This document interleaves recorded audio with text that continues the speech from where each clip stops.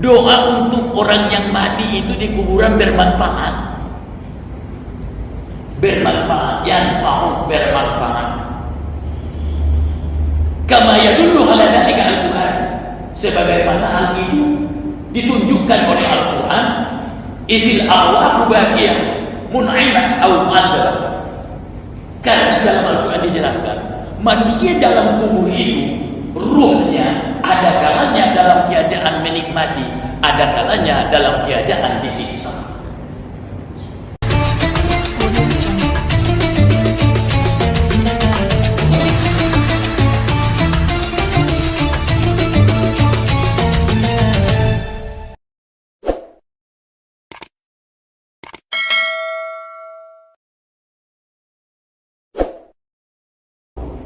Tidak ada pertanyaan sampai 2 kali pengajian.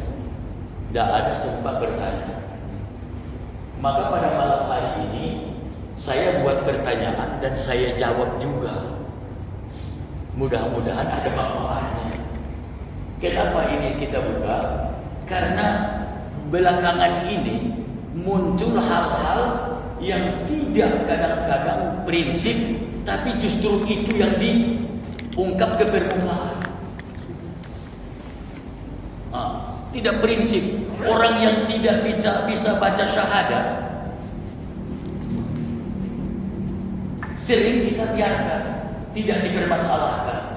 Tapi justru ada orang yang melakukan ibadah yang kebetulan dalilnya bukan ayat Al-Quran, lalu dipersoalkan. Contoh, ziarah kubur.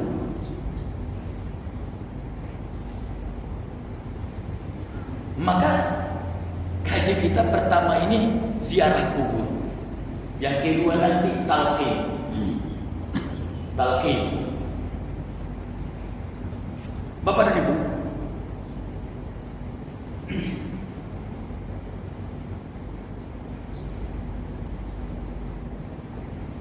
anna ziyaratal kuburi kanat muharramatun fi sadril Islam. Di awal-awal Islam datang, di awal-awal Rasulullah SAW menyiarkan, menebarkan, mendakwakan ajaran Islam, ziarah kubur itu muharramah, diharamkan. Kenapa diharamkan? Supaya tidak ditumpangi penumpang gelap. Supaya tidak ditumpangi penumpang gelap. Siapa rupanya penumpang gelap bagi orang ziarah kubur? Sering orang melaksanakan atau bisa orang melaksanakan ziarah kubur, bentuknya ibadah, tapi ternyata melenceng.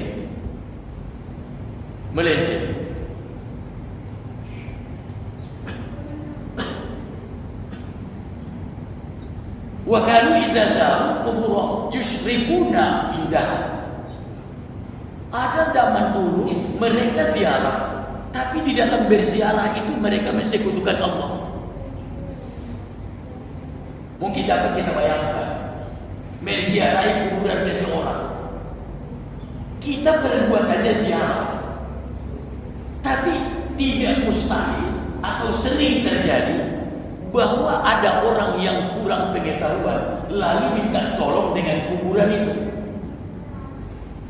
Ziarah yang model ini yang dilarang. Ziarah model itu dilarang. Udah baca Yasin, baca puluh, Pak Imam, lalu Mbah, tolong kan Mbah. Mohon maaf,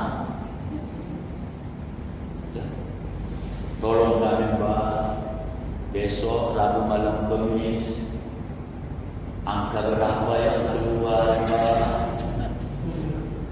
Tapi dia baca Yasin, baca Fatihah tadi di kubur. Ziarah yang model inilah makanya diharapkan. Di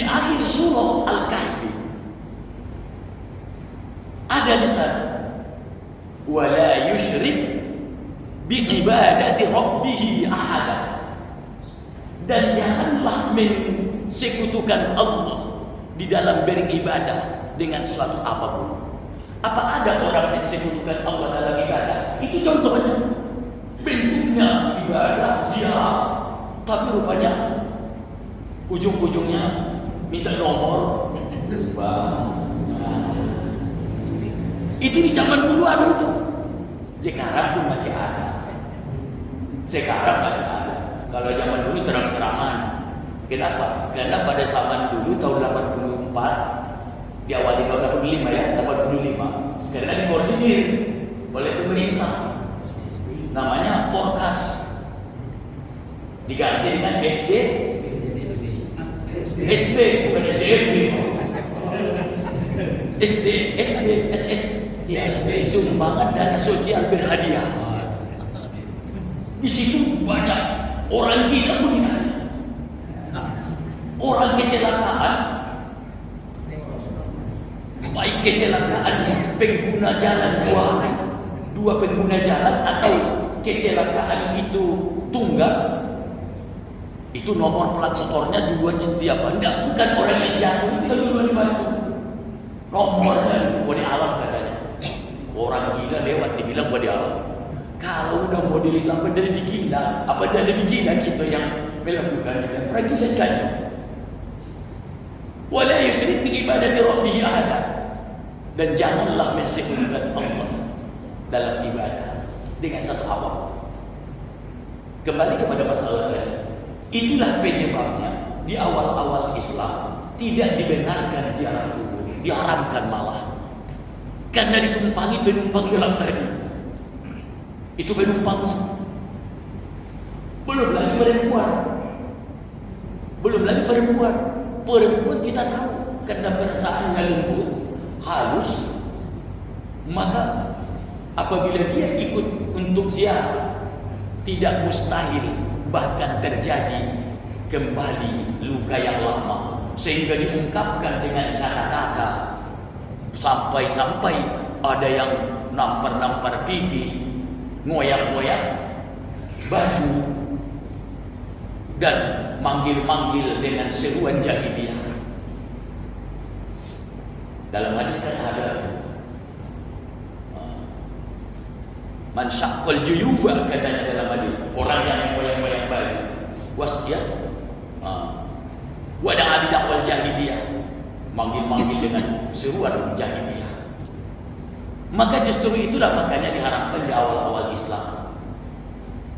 Falamma tamakkanu min zalik, maka tatkala waktu sudah memungkinkan, berjalannya waktu, iman orang Islam semakin kuat, sudah tamakkun, sudah memungkinkan situasinya, sanna lahum, salah baca juga, maklum dah ada harkatnya. Sanna lahum Rasulullah, rupanya ada fa'ilnya. Sanna lahum Rasulullah sallallahu alaihi wasallam. Rasulullah sallallahu alaihi wasallam mensunnahkan bagi mereka. Jadi setelah memungkinkan, lalu Rasulullah menyunnahkan, menyuruh, menganjurkan umat Islam untuk berziarah. Qala Rasulullah sallallahu alaihi wasallam, kuntu nahaitukum an ziyaratil kuburi ala fasuruha fa innaha tazkiratul akhirah. Dulu kata Nabi, nahaitukum, aku larang kamu. Nahaitukum, aku larang kamu, aku cegah kamu an ziyaratil kuburi, dari melakukan ziarah kubur. Ala, ingatlah, fazuruha, sekarang ziarahlah kamu. Kata beliau, Sekjen Majelis Ulama, al-amru ba'dal nahyi. Ini kaidah hukum nih. Al-amru ba'dal nahyi tufidul ibahah. Kalau ada kata perintah setelah tadinya ada kata larangan, maka hasilnya hukumnya adalah jaiz atau boleh. Itu dulu. Lalu dari mana kan sunnahnya? Kata Ustaz, jaiz. Kalau jaiz itu berarti boleh. Boleh tidak, boleh iya. Jaiz kan tidak berpahala mengerjakannya, tapi tidak berdosa melaksanakannya, meninggalkannya. Lalu kenapa disunnahkan katanya tadi? Kalau tujuannya membaca Al-Quran, tujuannya untuk tazkiratul akhirah, mengingatkan kita untuk alam akhirat, maka hukumnya sunnah. Maka hukumnya sunnah.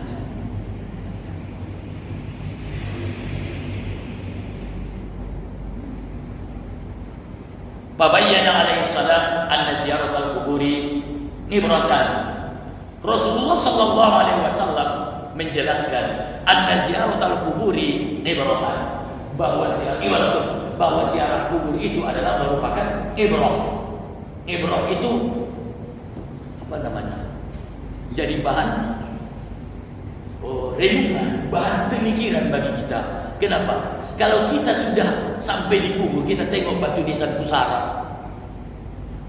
Dulu bangga Pajero kendaraannya, bahkan Alphard. Kemarin sore masih naik Alphard. Hari ini apakah Alphard masih bisa dimanfaatkannya?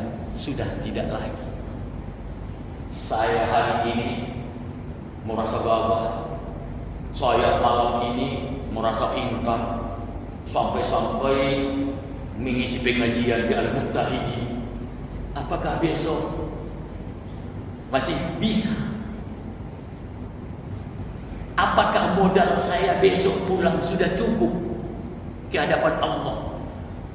Ibrah bagi kita. Maka disuruhlah kita, disunnahkanlah kita untuk ziarah. Itu yang pertama. Yang kedua, wa inda ahli sunnati, menurut ahli sunnah itu yaitu orang yang meyakini, orang yang di dalam hidup sehari-harinya menjadikan Al-Quran dan hadis sebagai sumber hukum dalam ibadah dan Islam bagi dia. Kalau hanya Al-Quran saja dia percaya, hadis indah, itu bukan ahli sunnah namanya. Itu ingkar sunnah. Ada aliran itu. Ada aliran ingkar sunnah. Jadi kalau bapak-bapak melihat orang, dia tidak mau mengamalkan hadis. Aku tidak percaya dengan hadis. Hadis itu kan dari Nabi Muhammad. Nabi Muhammad itu kan manusia. Dia itu manusia biasa. Apalah bedanya dia dengan aku? Anak yatim pula waktu kecil, miskin pula, kata dia kan. Tidak percaya dia, cuma Al-Quran. Berarti dia adalah aliran ingkar sunnah. Orang yang ahli sunnah itu ialah orang yang menjadikan Al-Quran dan hadis sebagai sumber hukum bagi dia dalam beragama. Apa kata orang ahli sunnah? Yanfa'ud doa. Doa untuk orang yang mati itu di kuburan bermanfaat. Bermanfaat, yanfa'ud, bermanfaat. Kama yadullu ala dzalika Al-Quran.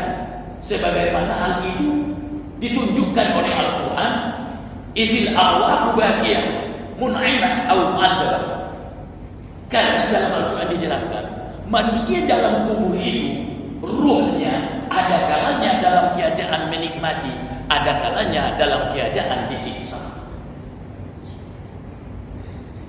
Ada mun'imah, atau boleh juga kita baca mun'imah, menikmati nikmat di kubur. Ada juga yang mu'adzab, disiksa. Kita sebagai orang ahli sunnah percaya bahwa azab kubur itu ada. Kita sebagai ahli sunnah percaya bahwa nikmat kubur itu ada. Pasti ada. Makanya kita meminta kepada Allah. Sering imam mendoakan, Allahumma inna nas'aluka alla tu'azzim hadzal mayit fi qabri. Ya Allah ya Tuhan, kami meminta kepada janganlah engkau azab mayit ini dalam kuburnya. Allahumma inna na'udzu, ya Allah kami berlindung bika kepadamu an dhayyikil qabri wa an dhayyikil lahdi, dari sempitnya kubur dan sempitnya lahat itu. Bukan lahat Sumatera Selatan ya. Kalau lahat Sumatera Selatan lebar ya. Lahat yang di Al-Karomah itulah yang Simna. Ya, situ Simna. Alias lahat yang situ yang sempit itu. Kalau lahat yang di Sumatera Selatan lebar. Berapa sekali? Jadi karena azab kubur itu memang pasti ada, nikmat kubur itu pasti ada, maka dibutuhkan untuk doa. Menurut keyakinan ahli sunnah wal jamaah bahwa doa itu bermanfaat untuk si mayit. Oleh karena itu saya minta janganlah segan-segan, jangan malu mengucapkan doa ataupun untuk berdoa kepada si mayit. Nanti kita buka apa itu? Wal qabar, dan kubur itu awwalu manazil, adalah awal daripada manzilah min manazilil akhirah, dari manazil akhirah. Jadi kubur itu adalah merupakan awal daripada kehidupan barzakh akhirat.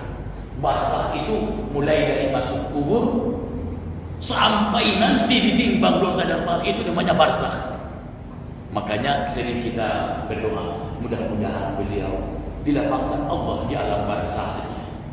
Dan sering kita ucapkan di alam barzakh. Ini Bapak Ibu sekalian.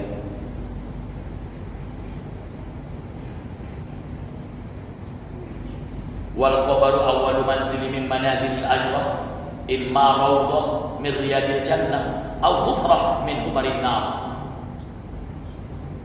Dalam kubur itu ada kalanya raudhah, ada jadi taman. Tentunya sesuai dengan amal manusia itu sendiri.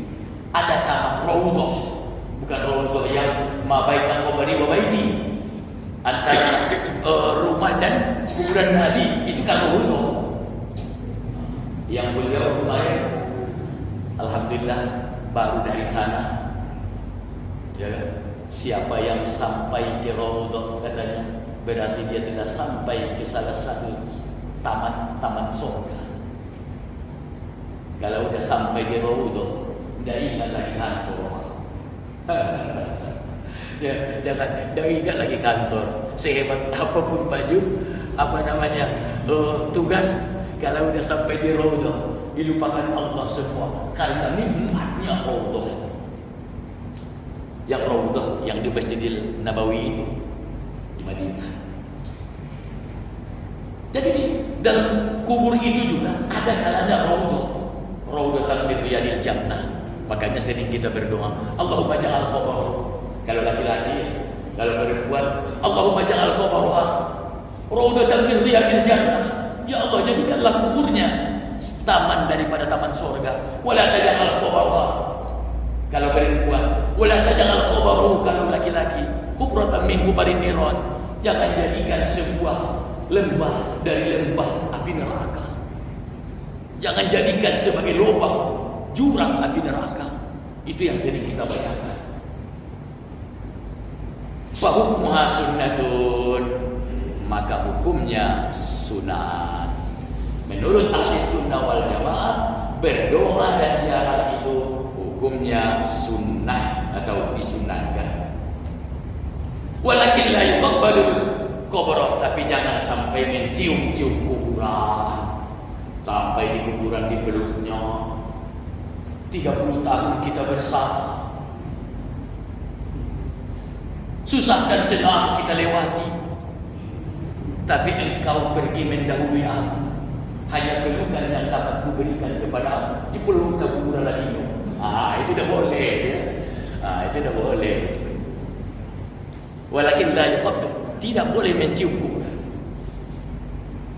Wala yutufu bihi, dan jangan pula tawaf di situ keliling-keliling kuburan itu.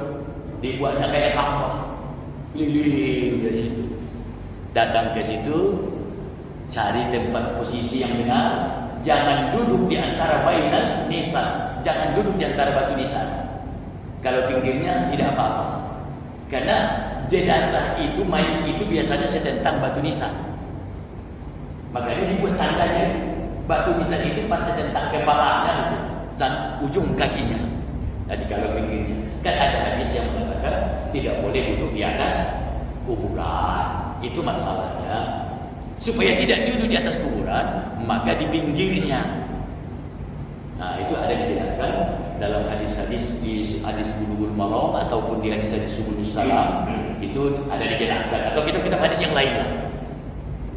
Cuma karena itu yang pernah saya baca, makanya itu yang saya sebutkan. Nah, itu Bapak-Ibu sekalian. Wa yaltasimu al-adabu, dan harus dilaksanakan etika akhlak. Ya, jadi bukan berakhlak ke masjid saja, bukan berakhlak ke orang saja, tapi kepada dalam ziarah kubur pun kita berakhlak. Ya, salah satu contohnya kalau kita datang ke pemakamannya, tanah wakaf ya, kan kita membaca doa juga ya. Assalamualaikum ya ahlal kubur, wa inna insyaallah bikum lahiqun. Andai kata orang itu tidak mendengar, kenapa kita disuruh baca salam? Itu salah satu bukti bahwa mereka mendengar. Kalau tidak mendengar, alangkah bodohnya kita disuruh membaca salam sama orang yang tidak mendengar. Nah, inilah buktinya bahwa yang dalam kubur itu mendengarkan siapa yang datang. Bahkan ada hadis menjelaskan, kuburan orang tua yang paling berbahagia dia, macam kita lebaran, adalah dikala anak-anaknya datang menziarahi kuburan dan membaca Al-Quran serta berdoa di kuburan orang tuanya. Itu perasaan orang tuanya bagaikan kita di dunia ini dalam gembira dalam hari raya. Bukan tidak sampai di sini pun kita berdoa sampai sebenarnya. Ya kan? Mau ke mana yang kita doakan? Di negara mana? Di benua mana kuburannya? Tetap sampai. Tapi beda halnya. Sama saja dengan kita lebaran. Ya, datang telepon dari anak. Senanglah kita waktu lebarannya. Mohon maaf, minal aidin wal faizin. Apa kabar? Soal paket hari raya sudah kami kirim. Katanya kan senanglah kita. Tapi lebih senang apabila dia datang langsung di hari lebaran itu. Makan tak makan, yang penting ngumpul. Itu kalau lebaran ya. Ada ikan asin sama-sama dimakan, daun ubi, apa yang ada. Begitu enaknya. Jadi begitu juga orang tua apabila kita kunjungi kuburannya. Dan bagi kita yang ziarah itu gunanya adalah ibrah dan mau'izah, pengajaran yang baik untuk kita jadikan menasihati diri kita. Itu yang pertama. Yang berapa? Belum, masih banyak. Masih ada? Seperempat lagi. Oh ya, oke. Yang kedua, satu. Di tengah masyarakat kita sering muncul pertanyaan lagi. Bahkan ada yang sampai 2 kali. 2 kali. Apa itu? Talqin. Udah pakai bahasa Arab, pakai bahasa Indonesia lagi. Saya tanya, kenapa pakai bahasa Indonesia? Supaya yang mendengarkan itu paham.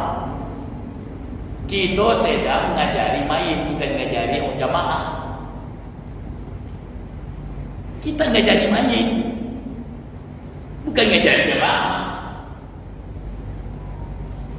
Maka cukuplah padakanlah bahasa Arab ini. Udah. Kenapa 2 kali? Wa innal mauta haqqun wa annan nar haqqun. Maka sesungguhnya kematian itu benar. Neraka itu adalah benar. Surga itu adalah benar. Yang ikut ke kuburan itu tidak ada peduli dia dengan itu kan. Dia sambil merokok, tapi tidak diangkat orang. Hanya beberapa orang saja yang ikut mengantarnya ke apa itu. Cuma beberapa orang, yang lain ngobrol, ngotak. Itu apa lagi terjemahkan talqin itu? Udah bahasa Arab saja. Faizah ja'akal malakanil muwakkalan bika. Oh ya, faizah ja'akal malakanil muwakkalan bika wa huwa munkarun wa nakir fala yumsi'aka wa la yudhiba fa innal makhluqa min khalqillah. Kalau datang dua orang kepadamu, jangan takut, jangan gentar. Kalau bahasa orang Medan bacanya la yumsi'aka wa la yudhiba, jangan kau takut, jangan kau gentar. Katanya kan, fa innal makhluqa min khalqillah. Keduanya itu samalah dengan kau. Siapa itu? Munkar wa nakir. Fa iza sa'alaka, maka apabila keduanya bertanya kepada man buka, siapa Tuhanmu? Dan selanjutnya tidak usah diterjemahkan. Kalau mau diterjemahkan itu waktu ngaji model ini kita terjemahkan bacaan talqin itu supaya kita paham semua.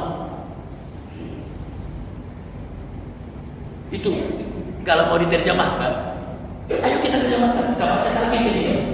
Ayo kita supaya kita semua tahu apa arti talqin. Ini dikubur, repotkan baik kalau itu. Salah sih tidak, tapi kurang pas. Karena niatnya ngajari orang lain.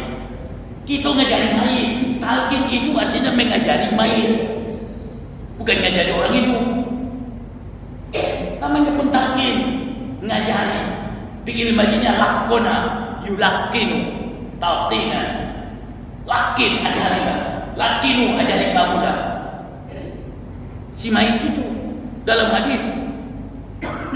Maka oleh karena itu, apa talqin? Talqin itu ada dua. Talqin yang pertama adalah ya, iqlam anna talqinal mayit ala qismain. Talqin itu ada dua macam. Yang pertama ngajari orang yang selagi hadarul maut, yang hampir lepas nyawanya. Itu talqinnya apa? La ilaha illallah. Lakinu mautakum la ilaha illallah. Mangkana akhiru kalami minad dunya la ilaha illallah dakhala jannata wa rizal. Ajarilah si mayit kamu itu. Maksudnya orang yang hampir mati itu dengan ucapan la ilaha illallah. Karena Nabi mengatakan, siapa yang ucapannya terakhir di dunia la ilaha illallah, maka dia masuk surga. Kenapa? La ilaha miftahul jannah, la ilaha illallah. Anak kunci surga itu adalah la ilaha. Tapi jangan harap kalau di dunia malas mengucapkannya akan bisa mengucapkan itu di akhirat. Walaupun Ustaz Ridwan datang ngajarinya, kalau di dalam kebiasaan hidupnya tidak biasa baca itu, tidak tahu dong, tidak mau dia ngikutinya. An-nasu mata ala ma'asya. Manusia itu mati sesuai dengan kebiasaan.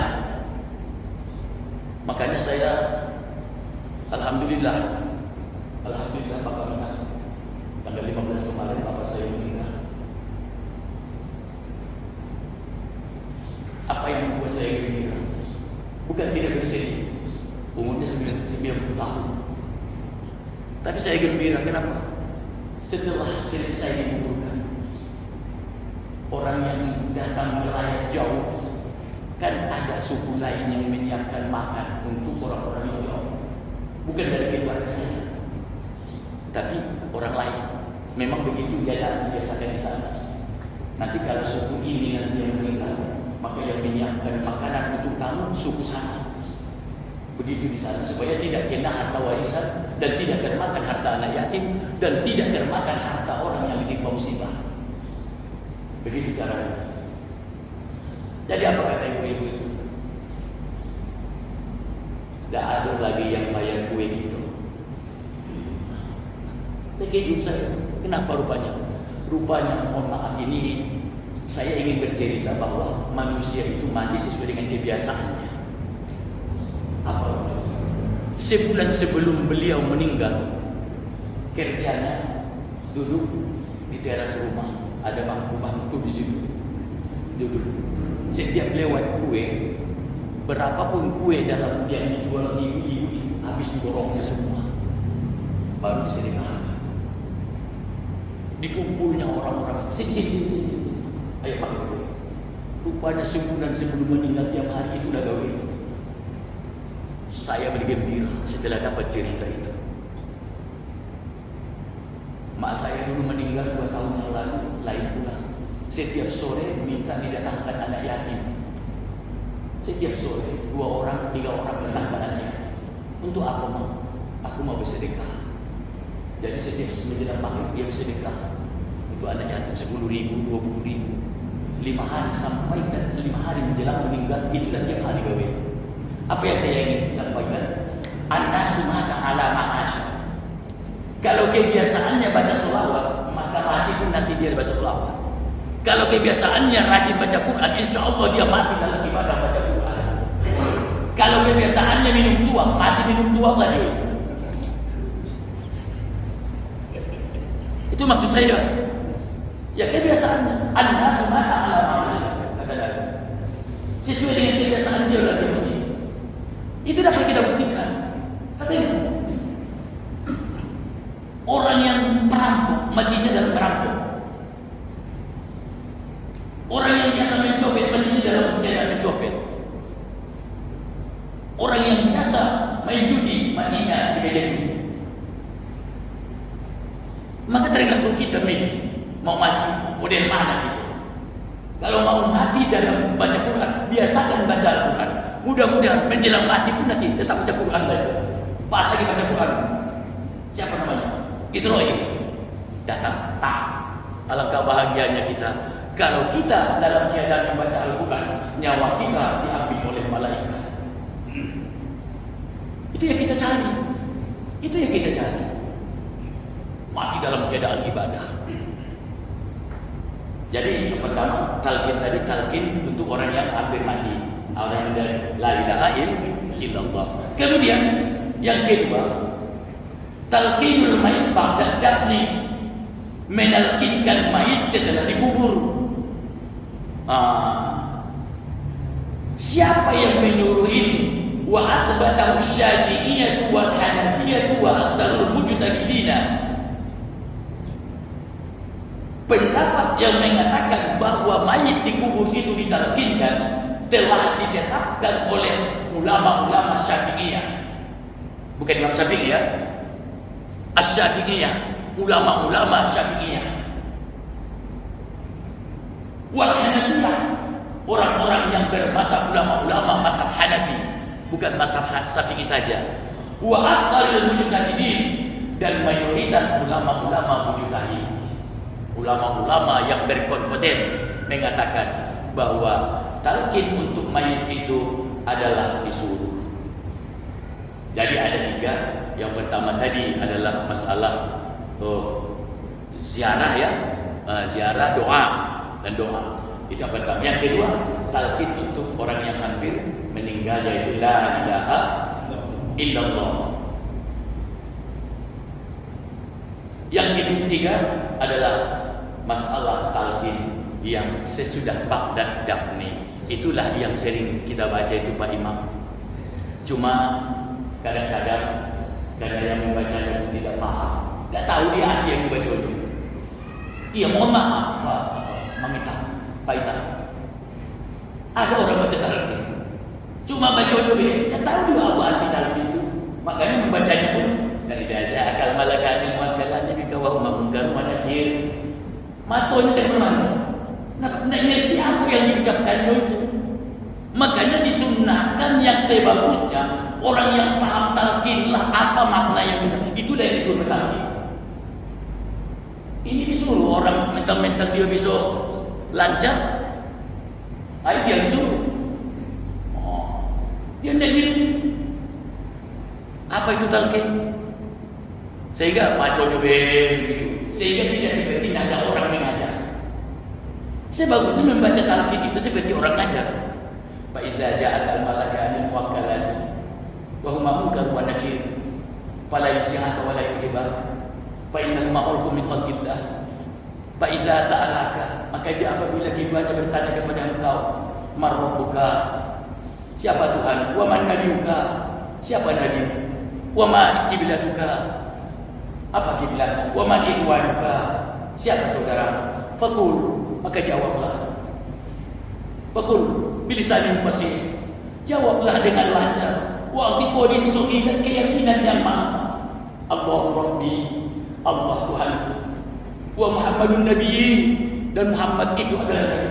Wa bil Qur'ani imami, Al-Qur'an itu adalah imamku. Wa bil Ka'bati kiblati, dan Ka'bah adalah kiblatku.